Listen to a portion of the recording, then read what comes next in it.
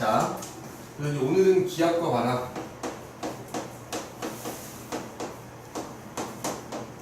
그 중에서도 이제 처음에 기압, 그지? 기압. 이 기압이라는 게 뭐냐, 이거죠. 다른 말로는 우리 지구를 둘러싼 이게 공기 압력이거든? 근데 지구를 둘러싼 공기를 다른 말로 대기라고 하지? 우리가 기압 혹은 대기압 이렇게 표현을 한다. 그지? 그럼 방금 얘기했듯이 자, 지구를 둘러싼 공기가 있는데 이게 대략 몇 킬로미터로 둘러싸고 있다 그랬니? 1000km잖아. 그지? 그럼 결국 이 1000km에 해당되는 공기가 우리가 사는 땅과 그 다음에 땅 위에 있는 우리를 누르고 있지. 그지? 1000km에 해당되는 공기가 누르는 압력을 우리가 기압이라고 한다는 거야. 그지? 이게 일종의 압력이잖아. 너 1학년 때 압력 배웠지? 네. 압력은 단위 면적에 대해서 누르는 힘이다 이렇게 배웠잖아. 그 단위가 뭐였어? 뭐 뉴턴 퍼 제곱미터라는 단위 많이 썼고, 그 다음에 파스칼이라는 단위도 있고, 뭐 아까 같은 압력을 나타내는 단위가 되게 많단 말이야. 그지? 근데 우리가 여기서도 기압의 크기를 따져볼 건데, 그지? 그럼 그 기압을 나타내는 단위가 있겠지? 우선 단위부터 좀 적어보자면, 당연히 압력의 단위 쓸 수 있다고 그랬어. 그래서 주로 쓰는 단위만 얘기할게. 여러 가지가 있다만, 이 단원에서는 센티미터 HG 또는 밀리미터 HG라는 단위를 쓰게 될 거야. 이거 왜 이걸 쓰는지는 좀 이따 나올 거고, 그 다음에 파스칼이라는 단위를 이제 주로 쓸 거고요. 파스칼인데 1파스칼이 있을 거 아니니? 그러면 이게 100파스칼이면 헥토파스칼이라고 표현을 하거든. 그래서 파스칼 중에서 이제 헥토파스칼이라는 단위를 이 두 개를 가장 많이 쓴다 이거지. 그럼 우리가 제일 궁금한 거는 우리는 기압을 못 느껴 지금 현재. 그지? 기압이 마치 없는 것처럼 느껴지잖아. 분명히 엄연히 누르고 있단 말이야. 그럼 과연 두 가지를 얘기해야 될 거예요. 기압이 얼만큼의 크기로 누르고 있느냐. 그지? 그 다음에 압력을 가하는 거니까 어느 방향으로 압력을 가하고 있느냐. 이 두 가지에 대해서 얘기를 해보잖아요. 기압의 크기, 그 다음에 기압의 방향. 이 두 가지를 한번 해보자. 자, 그래서 기압이 이 1000km에 해당되는 공기 기둥이라고 할 수도 있겠지. 얘가 누르는 압력의 크기는 과연 우리가 이 지상에서 누르고 있는 압력의 크기가 얼마냐. 토리첼리라는 사람이 실험을 했어. 토리첼리라는 사람이 수은기둥 실험을 통해 가지고 우리가 이제 지상 땅에서 받는 그 기압의 크기를 측정을 했단 말이야. 봐봐. 그리고 그때 이제 그 결과에서 이제 이 단위를 쓴다라고 생각을 하면 되는 거야. 이 사람이 수조에다가 수은을 딱, 이제 금속인데 유일하게 액체로 존재하는 금속이지? 액체 금속이 수은을 탁 채웠어. 그 다음에 여기다가 시험관 이렇게 하나 딱 넣은 거지. 근데 이 시험관에 수은이 가득 차겠지? 이 상태에서, 미안해. 이 상태에서 이 시험관을 뒤집는 거야. 입구가 들리지 않게 뒤집어. 그지? 이렇게 뒤집어요. 그러면 처음에는 수은이 가득 차 있었을 거 아니야? 근데 보니까는 수은이 점점 내려오는 거야. 내려와서 여기 딱 멈춘 거야. 그럼 내려와서 멈추면 여기는 뭐가 있겠냐? 아무것도 없는 거야. 수은이 꽉 차 있었잖아. 근데 수은이 내려서 멈췄지. 그래서 일단 여기는 진공 상태가 되고요. 이게 내려와서 딱 멈춘 거야. 그랬더니 이 높이를 딱 재봤더니만 이게 이제 이 시험관 안에 수은 기둥이 하나 이렇게 생긴 셈이잖아. 이 기둥의 높이가 76cm더래. 그래서 토리첼리가 생각할 때, 아, 이 수은 기둥 76cm가 누르는 압력이 바로 우리가 지면에서 받는 공기 압력과 같겠구나라고 생각을 하게 됩니다. 그 이유는 봐라. 여기 액체 수은이 있으면 여기 공기가 일단 누르고 있을 거 아니에요. 맞죠? 이 파란색은 대기압이라는 기압. 근데 만약에 이것만 있으면 수면이 점점 어떻게 돼야 되냐? 낮아져야 되는 거야. 근데 수면이 변함이 없잖아. 그 이유는 뭔가 봤더니 뭐겠어? 그거만큼 또 뭐가 있다? 수은이 떠받치는 힘이 있단 말이야. 어? 그럼 그 수은이 떠받치는 힘은 여기서도 나타나겠지, 이제? 그러면 결국에는 자, 수은 기둥이 내려와서 멈춘 거는 요 기둥이 또 반대로 누를 거 아니야. 그 기둥이 누르는 힘하고 수은이 떠받치는 힘이 같아질 때까지 기둥이 내려오는 거야. 그러면 결국에는 지금 얘랑 크기가 같아졌다는 얘기야. 멈췄다는 얘기는. 근데 얘랑 같을 거 아니야. 얘랑 또 같은 거잖아.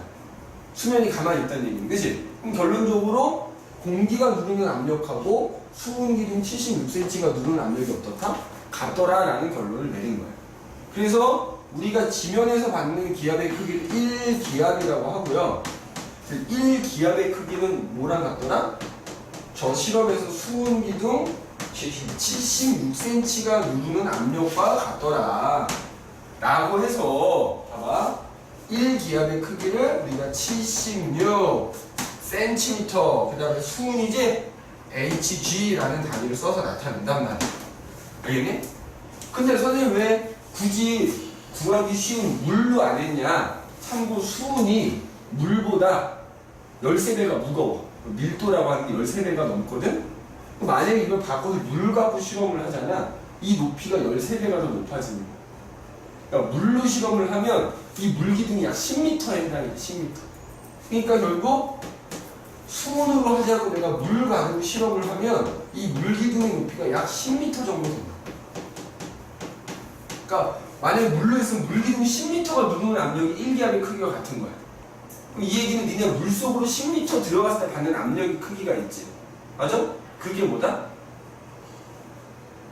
니네가 땅에서 받는 압력의 크기와 같다 이 말이야.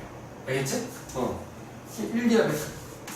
그래서 일단 1기압의 크기가 얼마입니까 하면 수은 기둥 76cm를 기준으로 76cm hg.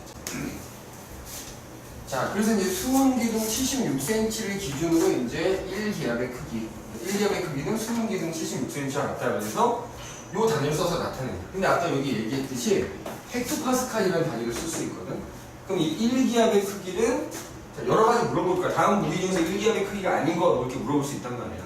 그래서 76cm hg, 물기둥 약 10m, 수은기둥 76cm. 이거를 헥토파스칼이라는 단위로 바꾸면, 바꾸면 1013 헥토파스칼이다 이렇게 써. 요거 1기압의 크기 정도는 외워둬야 되겠지? 그지? 그래서 어쨌든 우리가 이제 지면에서 받는 기압의 크기. 또 아니면 이렇게도 쓸 수 있겠다. 이게 지금 공기 1000km 두께가 나를 누르는 거잖아. 그러니까 1기압의 크기는 공기기둥 1000km가 나를 내리 누르는 압력이다 라고 할 수 있겠지. 그치? 1기압의 크기에. 그래서 헥토파스칼이라는 단위를 꼭 기억을 해둬야 됩니다. 알겠니? 근데 공기라는 애가 가만히 있지 않지 않니? 얘가 계속 움직여요. 따라서 이 기압이라는 건 있잖아. 기압은 어때? 시시때때로 변하는 거야. 기압의 크기는 뭐에 따라서? 시간에 따라서도 변해. 왜? 예를 들어서 이 앞에 나갔단 말이야.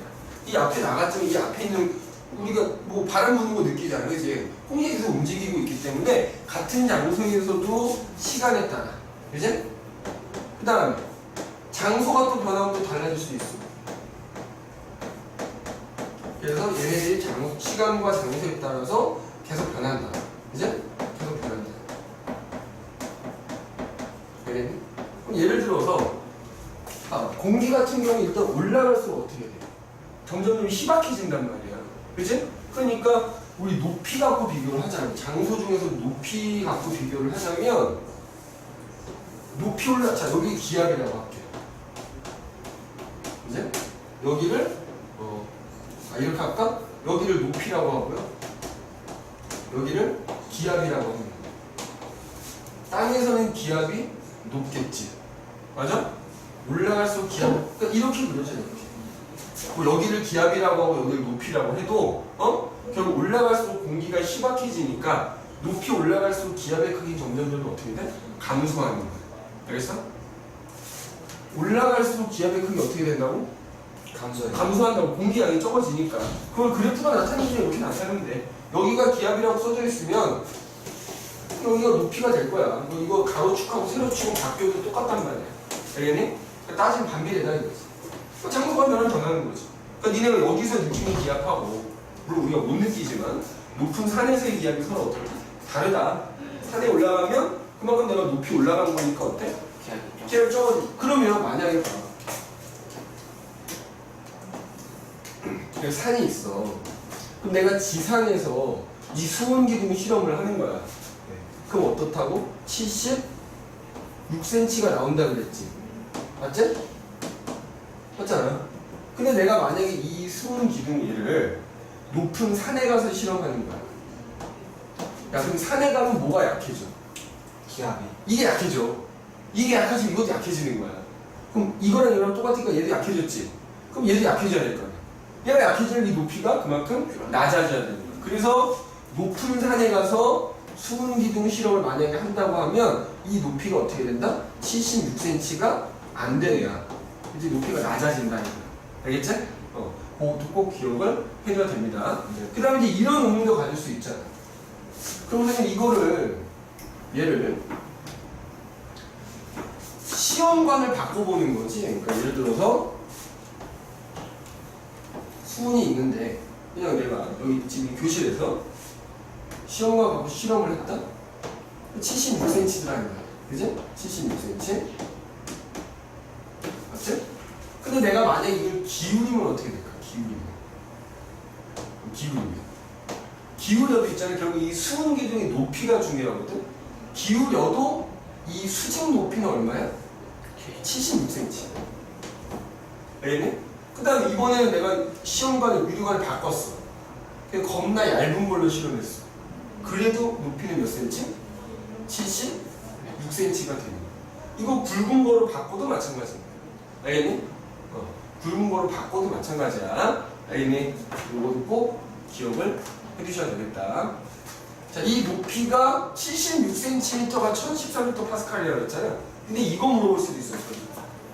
76cm일 때 수은 기둥의 높이가 76cm일 때 그게 1013헥토파스칼이었다면 만약에 어느 높은 산에 가서 높이를 쟀더니 이 수은 기둥의 높이가 60cm더라. 그러면 몇 헥토파스칼이냐 이거 물어볼 수도 있거든. 그럼 비례식 세워서 풀어주면 되겠지? 아니 76cm일 때 1013이니까 60cm라면 얼마겠냐 이렇게 구하면 돼. 그치? 이렇게 기압의 크기를 물어볼 수도 있다 라는 거. 또 어쨌든 기압은 공기가 누르는 압력의 크기이기 때문에 공기가 계속 움직이는 관계로 시시때때로 계속 그 값이 변하게 될 것이다. 알겠니? 그래서 이제 우리가 기압의 크기에 대해서 얘기를 해봤고요. 그럼 그 기압, 압력의 방향이 어떻게 나타나냐 이거지. 자, 요 압력이 어느 방향으로 나타나는지를 알기 위해서 실험을 하나 하는 거야. 니네 이렇게 깡통 있어, 깡통. 캐름요스를 다 마시고 난 다음에 여기다 물을 한 반쯤 채워 이렇게. 그 다음에 이제 얘를 그 알콜 램프로 이렇게 가열을 하는 거야. 여기 구멍이 뚫려 있겠지. 가열하다 보면 여기서 이제 김이 모락모락 올라올 때가 생길 거야. 그럼 불을 꺼. 불을 끈 다음에 이걸 딱 막아. 자, 그럼 이 상태가 되면 이 캔 안에 들어있는 공기에 이제 뭐가 들어있어? 내가 얘를 가열했기 때문에 수증기가 막 들어있단 말이야. 맞지? 수증기가 들어있게 된다고? 그럼 이 상태에서는 봐라. 밖에 있는 공기가 이 캔을 어쨌든 누르고 있겠지. 물론 기체니까 사실 막 부딪히고 있는 건데 누르고 있을 거야. 근데 이 캔이 멀쩡한 이유는 뭐야? 캔 안에 들어있는 수증기들도 결국 얘네를 밖으로 밀어내고 있단 말이야. 그치? 그래서 그게 지금 현재 크기가 같은 거야. 그런데 내가 여기다가 이제 찬물을 부어버리는 거야. 찬물을 부으면 어떻게 되지? 여기 안에 온도가 내려가지? 내려가면 이 수증기가 다시 물방울을 보내버리는 거지. 그러면 바깥에서 누르는 압력은 그대로인데 안에서 수증기가 밀어내는 압력이 어떻게 돼? 줄어든단 말이야. 줄어드니까 어때? 밖에서 미는 게 더 세니까 얘가 찌그러지게 된다. 근데 그때 그 찌그러질 때 모습을 보면 얘가 사방으로 무지근 찌그러진다. 그럼 그 얘기는 뭐야? 캐는요스의 사방으로 공기가 누르고 있었다는 의미가 되는 거지. 그래서 이 실험을 통해서 기압이 작용하는 방향을 알 수 있다. 보다 모든 방향에서 기압이 나타난다. 따지면 그래. 공기가 누르는 거니까 사실 여기 사이에 공기가 여기 다 있을 거 아니야. 그러니까 모든 방향에서 공기가 나한테 와서 사실 부딪히면서 압력을 가하고 있는 거지. 그치? 근데 우리가 지금 그걸 느끼지 못하기 때문에 그치? 어느 방향에서 작용하느냐를 알고 싶으면 이 실험 해보면 된다는 거야. 근데 결론은 기압은 모든 방향에서 동일하게 나타난다. 이제 모든 방향에서 나타난다는 거 꼭 기억을 해주시면 돼요. 그 다음에 이런 기압 때문에 나타나는 여러 가지 현상들이 있어. 그지? 그럼 기압 때문에 이런 기압의 크기도 알아봤고 기압이 이제 어느 방향으로 작용하는지 알았거든? 그러면 이런, 근데 이제 아까 얘기했죠. 기압을 우리가 못 느끼고 있거든. 근데 하지만 우리 주변에서 보면 기압 때문에 나타나는 현상들이 꽤 많이 있단 말이지. 자, 기압에 의한 현상.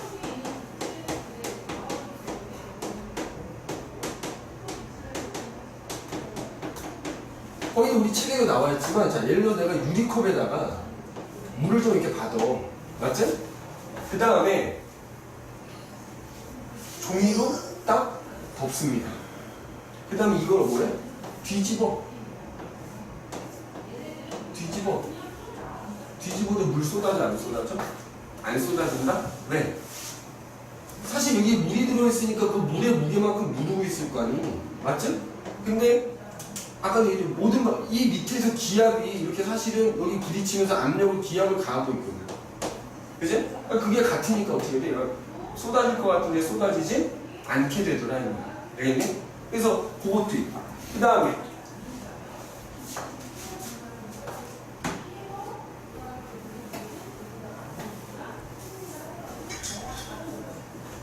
풍선이 있어. 풍선이 요만하거든. 풍선에다가 바람을 불어. 풍선 어떻게 돼? 커지지? 커진 데가 둥글게 이렇게 커지는 거죠. 그러니까 이것도 사실 마찬가지. 뒤에 있는 구름 만들어지는 것으로 나오겠다만 이 풍선 안에 들어있는 공기겠지. 이것도 밀어내고 있다. 바깥에서도 대기가 부딪히고 있을 거야. 기압을 가하고 있다. 그치? 근데 내가 공기를 불어넣으면 이 안에서 밀어내는 힘이 세지니까 얘가 부피가 커지지. 근데 동그랗게 커지잖아. 거기 우리 책 봐봐. 기압의 작용으로 나타나는 현상들에서 물을 담은 컵을 종이로 덮고 거꾸로 뒤집어도 쏟아지지 않더라. 그죠? 그 다음에 고무풍선에 공기를 넣으면 그 모양이 둥그렇게 된다라는 거. 그 다음에 요거 얘기해. 요것도 마찬가지야. 이 기압이 작용하기 때문에 내가 이때 찬물을 부으면 얘가 어떻게 돼? 찌그러지는 거야. 찌그러지는 거. 맞지? 그 다음에 거의 마지막으로 이런 거 나오네. 더운 물로 헹군 유리병에다가, 자, 그러니까 유리병이 이렇게 있단 말이야. 그지? 이거 일단 따뜻한 물에 넣어놔. 그럼 이 유리병이 어떻게? 전체적으로 따뜻해지겠지? 그럼 그 유리병 안에 들어있는 공기도 따뜻해졌을 거란 말이야. 맞지? 근데 여기다 내가 이제 달걀을 하나 딱 올려놓는 거야. 그냥 넣으려면 이거 입구보다 크기 때문에 안 들어가겠지? 이거 뭐 그냥 달걀 깨지니까 삶은 달걀이라고 치자. 근데 내가 손으로 누르면 안 들어가요. 이게 올려놔. 그럼 이때는 자 분명히 바깥에서 기압들이 막 작용하고 있고, 그지? 여기서도 작용하고 있다. 또 한편으로는 이 유리병 안에 들어있는 따뜻한 공기들이 또 어떻게 돼? 밀어내고 있단 말이야. 밀어내고. 이 상태에서 어떻게 하는데? 얘를 병을 뜨겁게 처음에 뜨겁게 만들었잖아. 그다음에 얘를 식히는 거야. 그럼 이 안에 있는 공기가 점점 차가워지겠지. 우리 찬물에 넣어도 마찬가지야. 그냥 식혀도 돼. 그럼 점점 이 달걀이 어떻게 돼? 안으로 쏙 들어간다? 왜? 이 안에 있는 공기가 식으면서 적어도 여기 들어있던 수증기들이 물로 변하면, 그지? 눈에 보일 만큼이 아니더라도 이제 조금씩 물로 변하면 이 안에서 밀어내는 압력이 점점 약해지는 거야. 그러니까 처음에는 밀어내는 거랑 공기가 누르는 거랑 같았는데 이 안에 있는 공기가 식으면 얘네들이 여기 들어있던 수증기가 뭐 일부 물방울 변한다고 치면 여기 안에 있는 기체들이 강한 밀어내는 압력이 줄어들거든. 그러니까 상대적으로 밖에서 미는 게 강하겠지? 그 결과 삶은 달걀이 쏙 들어가는 겁니다. 그래서 이런 것들이 어떤 기압에 의해서 나타나는 대표적인 현상들이다 라는 것도 우리가 이제 기억을 해 두시면 되겠다. 그래서 기압의 크기하고 방향에 대해서 얘기를 해봤고, 다시 한번 얘기해. 크기가 어떻다고? 계속 변해. 그지? 그럼 어떤 곳은 기압이 공기가 막 몰려들면 기압이 높아지는 것도 생길 것이고, 어떤 것은 상대적으로 공기가 적어져서 기압이 낮아지는 것도 생기겠지? 그럼 봐라. 기압이 예를 들어 여기 공기가 많은 기압이 높아진 거야. 반대로 여기 기압이 낮아진 거지. 그럼 니네 물도 수압이 높은 데서 낮은 데로 흐르고, 혹은 높은 데서 수압이 센 곳에서 수압이 약한 곳으로 흐르잖아. 두 개의 물통이 있으면 우리 이런 거 있잖아. 두 개의 물통이 있고, 그지? 여기 이제 중간에 뭐 파이프 같은 게 연결돼 있는 거야. 근데 여기는 물이 굉장히 많아. 여기 물이 적어. 여기 이제 밸브를 잠가놨어. 밸브 열면 어떻게 돼? 물이 이쪽으로 이렇게 흘러가지. 여기는 수압이 세고 여기는 수압이 약하니까 그것처럼 이걸 공기라고 생각해봐. 어떤 곳은 공기가 뭐 잘 눈에는 안 보이지만 많이 모여있어서 기압이 높아진 거야. 근데 어떤 곳은 상대적으로 공기가 적어서 기압이 낮아진 거지. 그러면 두 지점 사이에 기압이 다르잖아. 한쪽은 기압이 높고 한쪽은 낮지. 그럼 그것 때문에 공기가 이동을 해가. 그거 우리가 두 글자로 바람이라고 하는 거야. 바람. 그래서 잠깐 쉬었다가 뭐 바람에 대한 얘기를 하도록 합시다.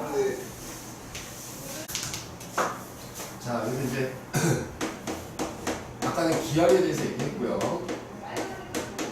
근데 이거는 바람에 대해서 얘기할 텐데, 아까 이제 마지막에 얘기한 게 기압이 시시때때로 계속 변한다고 그랬잖아. 공기가 움직이기 때문이란 말이야. 근데 이제 내가 여러 장소에서 기압을 재보면 상대적으로 기압이 조금 높은 곳이 있을 거야, 그치? 자, 그거를 여기 지금 나오진 않지만 뭐라고? 고기압이라고 불러, 고기압. 알겠니? 네. 뭐라고 부른다고? 고기압. 자, 고기압은 주변보다 기압이 조금 높은 곳이야. 여기서 중요한 게 주변보다 높다라는 거야. 그러니까 절대적인 기준이 아니다. 없는 거지. 그러니까 아까 우리 1기압의 크기가 1013이라고 해서 그거보다 높다고 고기압인 게 아니라 그냥 주변하고 비교했을 때 기압이 높아. 그럼 거기가 고기압인 거야. 알겠니? 반대로 주변보다 기압이 좀 낮은 곳이 있을 거 아니야? 거긴 저기압이라고도 불러볼 거야. 알겠니? 그냥 너희는 책에 아마 고기압, 저기압이라는 표현이 안 나와 있을 거야. 그냥 기압이 높은 곳, 기압이 낮은 곳 이렇게 나와 있긴 하거든? 이거 알아두면 좋단 말이야. 주변보다 기압이 낮은 곳을 저기압이라고 불러. 그럼 아까 선생님이 물 흐르는 거 얘기했잖아. 수압이 높은 곳에서 수압이 낮은 곳으로 물이 이동해 간다고 그랬잖아. 똑같아. 그러면 예를 들어서 여기가 만약에 고기압이야. 그러니까 이제 옆에서 봤을 때 근데 여기가 기압이 높아. 다른 게 그럼 상대 기압이 낮은 거잖아.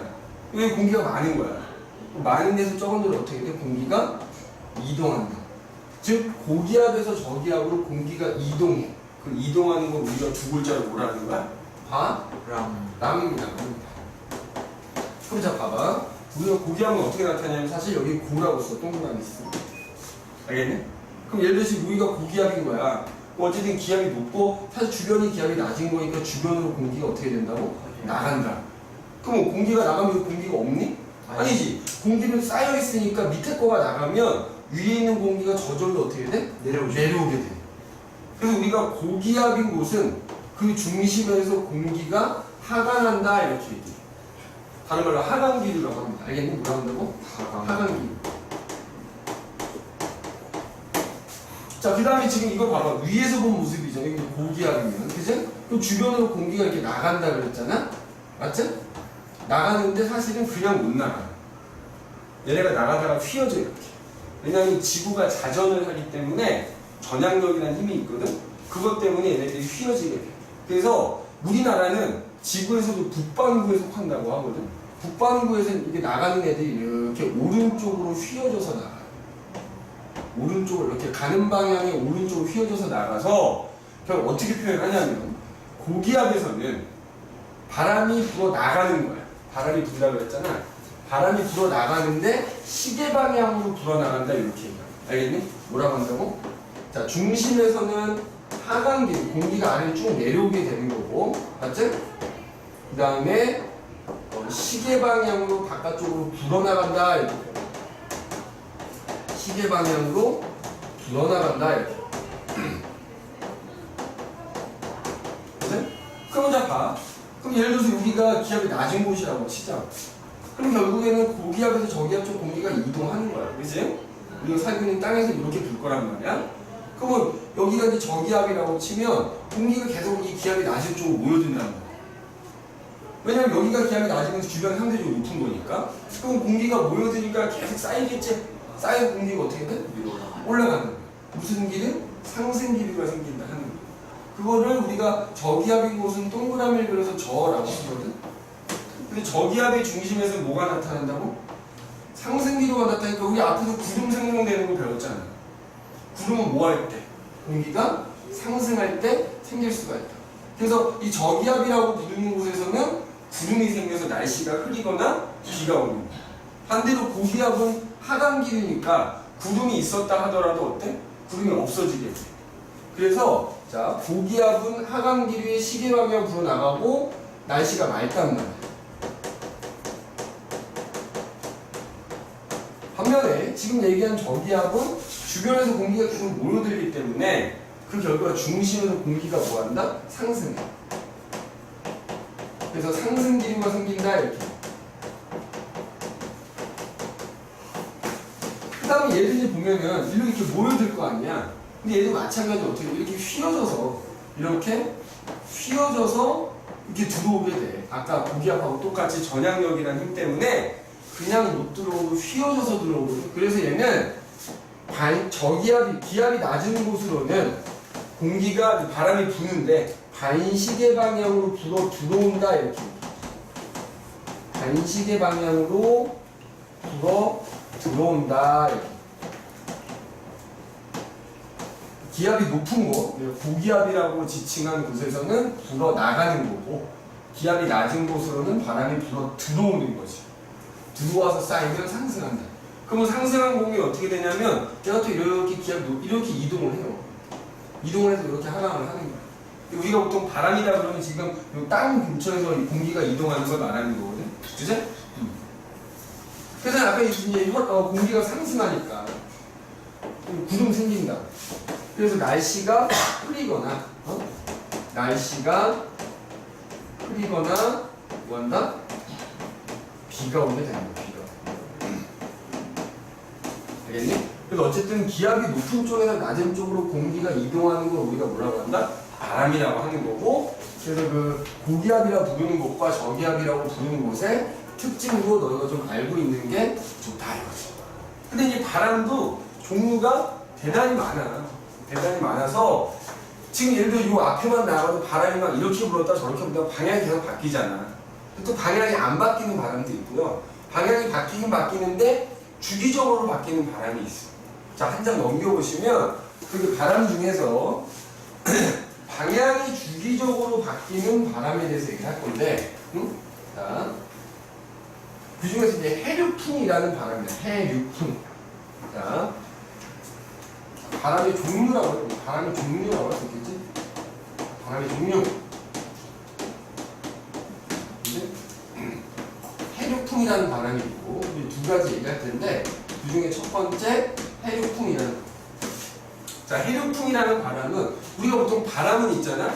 불어오는 쪽에 이름을 붙인다. 그러니까 무슨 얘기냐면 동쪽에서 불어오면 동풍이라고, 서쪽에서 불어오면 서풍이라고. 그래서 얘 해류풍은 뭐냐면 해안가에서 부는 바람이거든. 일단 정의는 이거야. 해안지방에서 해안가에서 하루를 주기로 방향이 변하는 바람이야. 하루를 주기로 방향이 변하는 바람을 우리가 해류풍이다 이렇게. 하루를 주기로 변해. 그래서 얘는 해풍이라는 바람과 유풍이라는 바람을 합쳐서 해류풍이라고 부르는 거야. 그러니까 이렇게 이제 여기 해안가야, 여기가 바다야. 그럼 해풍이면 어디서? 동쪽에서 불어오면 동풍이라고 그랬잖아. 그러니까 해풍은 바다에서 어느 쪽으로?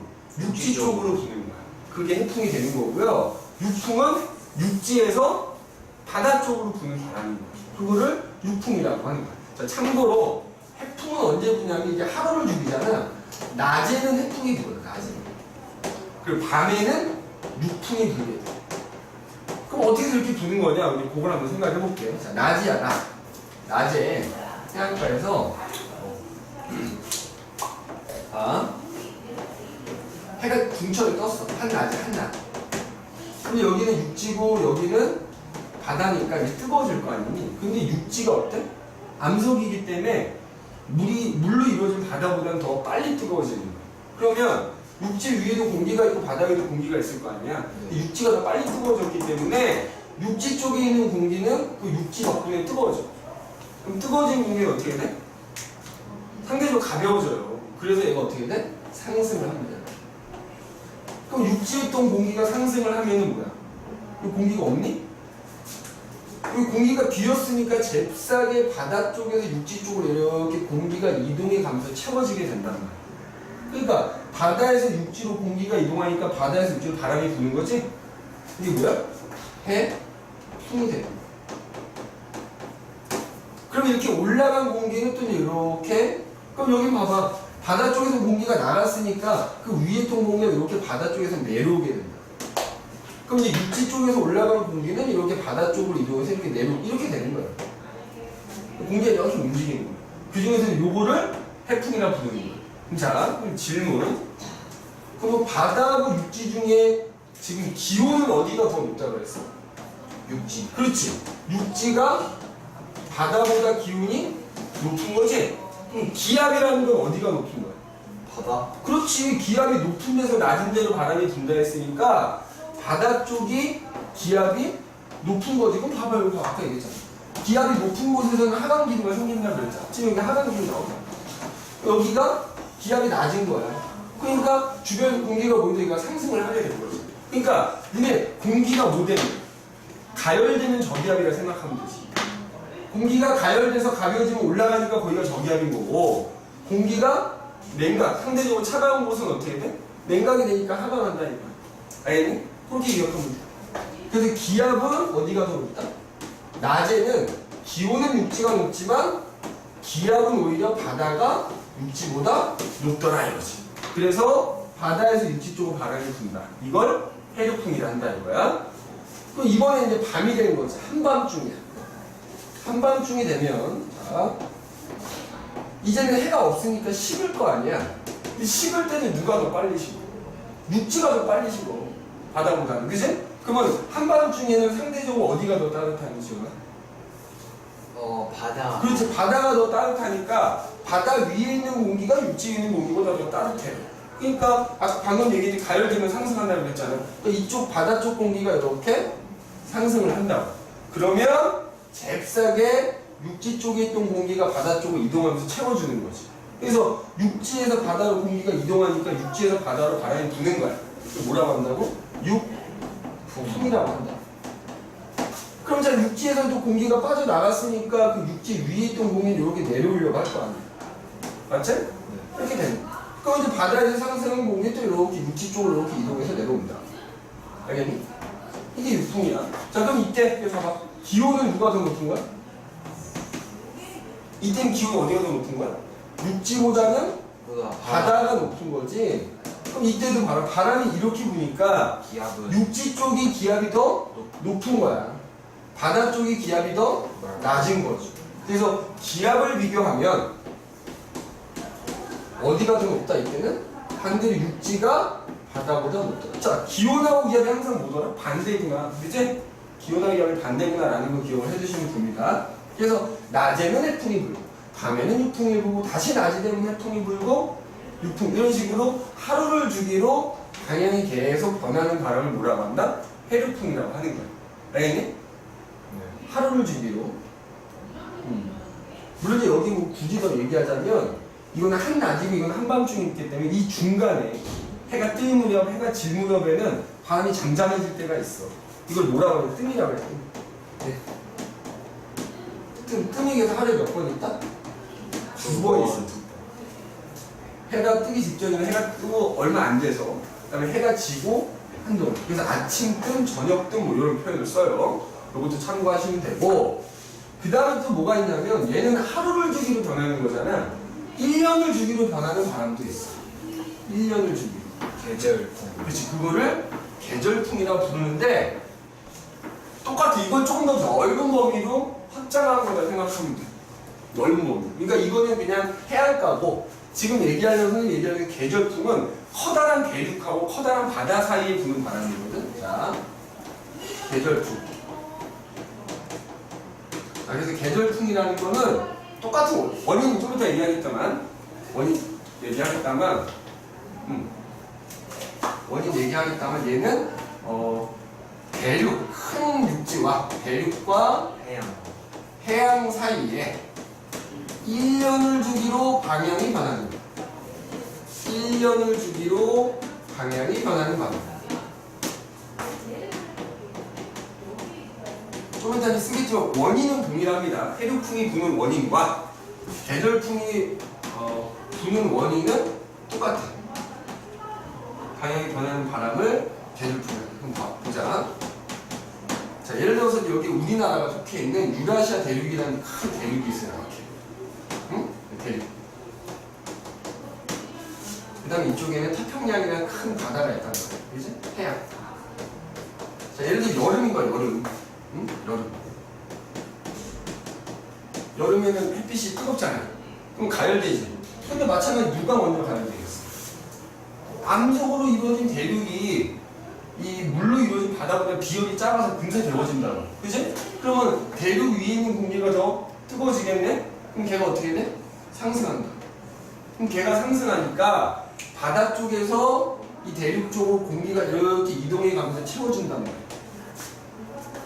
여름에는 그래서 바다 쪽에서 이렇게 바람이 불어오는 거야. 근데 우리 쪽에서는 여름이 되지만 여름에 부는 바람은 굉장히 뜨겁고 이게 바다 쪽에 있는 공기가 오기 때문에 습해요. 참고로 불어오는 방향을 붙인다고 그랬잖아. 여름에는 이렇게 우리나라에 있잖아. 남동 쪽에서 이렇게 바람이 불어오거든. 그래서 여름에는 남동 계절풍이 분다 이렇게. 남동 계절풍이야. 알겠니? 자, 그러다가 이제 겨울이 되는 거야, 겨울. 겨울이 되면 어떻게 돼? 자, 똑같이. 이게 대륙이야. 바다지, 이제. 겨울에는 춥잖아. 냉각이 된단 말이야. 그 마찬가지로 어디가 먼저 식어? 암석으로 이루어진 대륙이 먼저 식을 거야. 그럼 상대적으로 태평양이라는 바다는 따뜻하다고. 맞지? 그러면 마찬가지로 바다 쪽에 있는 공기가 이렇게 상승을 하니까 이번에는 대륙 쪽에 있던 공기가 이렇게 바다 쪽으로 가면서 걔를 채워준다고. 맞니? 그래서 이제 이때는 북서 방향에서 불어오기 때문에 이거를 우리가 북서 계절풍이라고 부르지. 근데 실제로 겨울에 부는 바람은 어때? 굉장히 차갑고 막 건조하고 칼바람이잖아. 그치? 그게 대륙 쪽에서 불어오기 때문에. 자, 그럼 이때도 봐. 물론 여기서 이제 상승한 공이 이렇게 이동해서 바다 쪽에서 이렇게 하강을 하는 거야. 이때도 여기서 상승한 공기는 대륙 쪽으로 이동해서 이렇게 하강을 하는 거고. 알겠니? 그럼 이때 여름에는 이렇게 불어가니까 어디가 고기압이야? 이 바다 쪽이 고기압이 되는 거야. 이쪽이 저기압이라고 할 수 있는 거야. 맞아? 이것도 비교를 합시다. 자, 기온은 여름철에는 어디가 기온이 더 높다? 대륙이 큰 바다보다 기온이 높은 거고 기압은 어때? 그 반대더라. 그치? 오히려 대륙보다는 해양이 기압이 높기 때문에, 그치? 높기 때문에 어때? 바로 이렇게 불어오는 거지. 그럼 겨울에는 또 반대겠지? 자, 겨울에는 기온을 비교해보니까 오히려 대륙보다는 해양이 기온이 더 높더라. 그럼 아까도 나왔지만 기온하고 기압이 반대거든. 그럼 기압은 오히려 대륙 쪽이 바다보다 기압이 높으니까 대륙 쪽에서 해양 쪽으로 바람이 들어가는 거지. 그래서 겨울에는 여기가 고기압인 거야. 대륙 쪽이 고기압인 거고 바다 쪽이 저기압이 되는 거야. 고에서 저로 이동해야 되니까. 그래서 그 원인은 또 얘는 하루를 주기로 변하는 것 뿐이고 얘는 1년을 주기로 변하는 것 뿐이거든. 그럼 원인은 뭐냐 이거지. 이 원인. 이 해륙풍과 계절풍이 부는 원인. 얘도 뭐 때문에 육지가 더 빨리 가열되고 빨리 식어서, 그치? 얘도 대륙이 더 빨리 가열되고 빨리 식어서 그런 거잖아. 여기 봐. 육지 또는 대륙. 와. 바다 또는 큰 바다, 해양. 에 무슨 차이? 가열되고 냉각되는 속도 차이. 알겠니? 가열, 냉각, 속도 차이 때문에 어떤 한쪽이 더 빨리 뜨거워지고 빨리 식어서, 그치? 다른 말로는 비열 차이라고도 할 수 있거든. 그것 때문에 뭐한다? 해륙풍이나 계절풍이 불게 된다라는 거 꼭 기억을 우리가 해두시면 되겠다. 알겠지? 그래서 우리가 기압이라는 것과 바람이라는 거에 대해서 이걸 한번 해봤다. 아까 이제 원리 잠깐 얘기했었다만 이 해륙풍이라는 바람하고 그 다음에 계절풍이라는 바람이 부는 원리가 똑같거든? 그래서 그 해류풍과 계절풍이 두는 원리를 알아보는 실험이 하나가 있어. 그죠? 자, 지금 거기에는 뭐 그냥 나 이렇게 볼게. 자, 여기에 수조를 하나 준비할게, 수조. 그래서 똑같은 내용이야. 거기는 실험하고. 그래서 한쪽에는 모래를 채우는 거야, 그 모래. 그리고 다른 한쪽에다가는 물을 채웁니다. 물. 여기는 모래, 자, 여기다가는 물을 채워.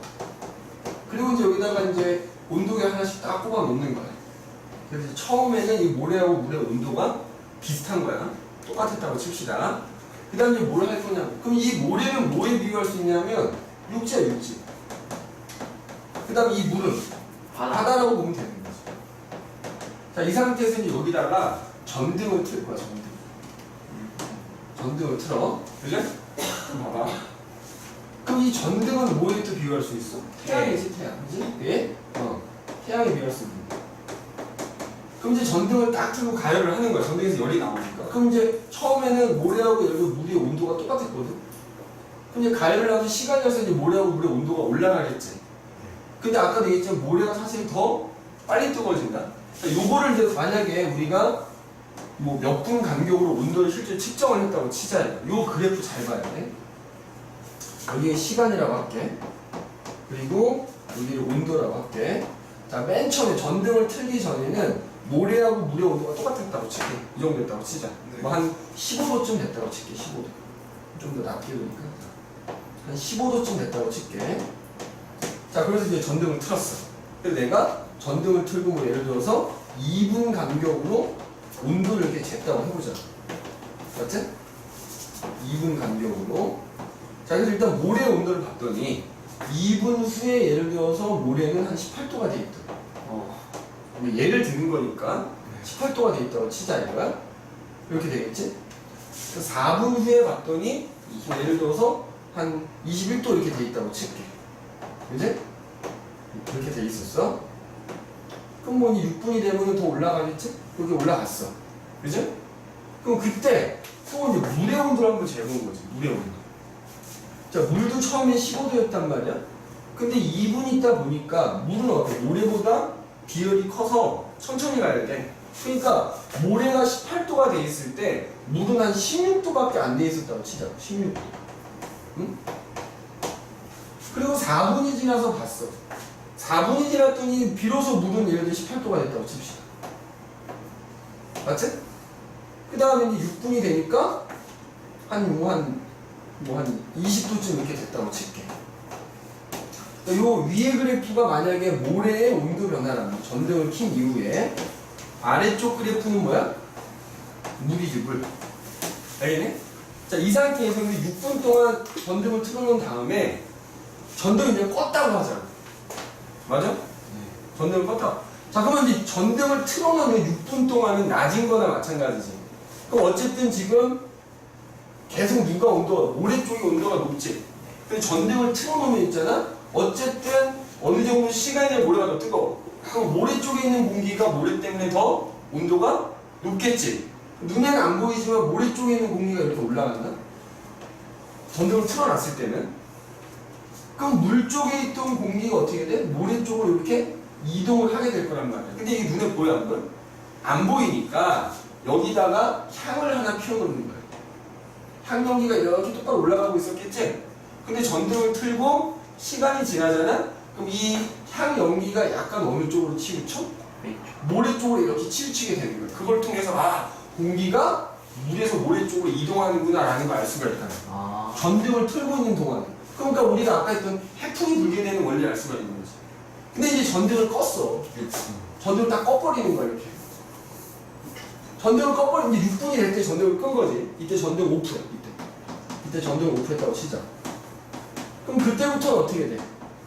식는단 말이야. 맞지? 식는데 마찬가지로 빨리 가열된 모래가 식는 것도 굉장히 빨리 식어서 이제 한 10분쯤 됐다고 치자. 모래의 온도가 여기까지 내려왔다고 칠게. 근데 물은 어때? 모래보다 천천히 식는 거야. 네. 그래서 한 10분쯤 됐을 때는 이게 중요한데 물의 온도가 오히려 어떻게 돼? 모래보다 높은 거야. 요 그래프가 중요해. 거기가. 알겠니? 그러니까 어느 정도 전등을 끄고 어느 정도 시간이 지나면 결국 어떻게 된다? 오히려 물이 천천히 식다 보니까 물의 온도가 모래 온도보다 높은 거야. 그러면 이번에는 어떻게 되겠어? 물 쪽에 있는 공기가 이렇게 상승을 하겠지? 물 위에 있는 공기가 더 따뜻하니까? 그럼 이번에는 모래 쪽에서 물 쪽으로 이렇게 공기가 이동해 가면서 향연기가 어떻게 된다? 이렇게 오른쪽으로 치우치는 걸 볼 수가 있다. 알겠니? 그래서 전등이 켜져 있을 때는 물에서 모래로 해풍이 부는구나. 전등이 꺼져 있을 때는 모래에서 물 쪽으로 육풍이 부는구나 라는 걸 알 수가 있다. 그래서 결론은 그 전등, 이게 햇빛이지, 태양에 의해서 육지하고 바다가 가열되고 냉각되는 속도가 달라서 결국에는 이 공기에 이동이 생기는구나, 해류풍이 부는구나, 또는 계절풍이 부는구나 라는 거를 우리가 알 수 있다는 거지. 알겠지? 그래서 특히 요 실험, 요 그래프가 나오거든. 잘 봐야 돼. 전등을 끄고 어느 정도 시간 지나면 누가 온도가 더 높아야 된다고? 물의 온도가 더 모래보다 높아. 여기서 같이 출발했다고 여기서 같이 만나는 게 아니야, 그래프가. 물의 온도가 더 높아야 됩니다. 이거 꼭 기억해야 된다. 알겠지? 만약에 이 그래프가 나온 다음 여기가 문제는 여기다. 알겠지? 이게 뭐야? 물이 모래보다 더 뜨겁구나, 따뜻하구나 라는 걸 알려주는 부분이라고. 알겠지? 이거 꼭 기억을 해줘야 됩니다. 그럼 이제 우리 잠깐 쉬었다가 얘네들은 방향이 변하는 바람이잖아. 이제 1년 내내 방향이 안 변하는 바람이 있어. 이걸 대기, 대순환이라고 하는데 네. 잠깐 쉬었다가 대기, 대순환 얘기합시다. 네.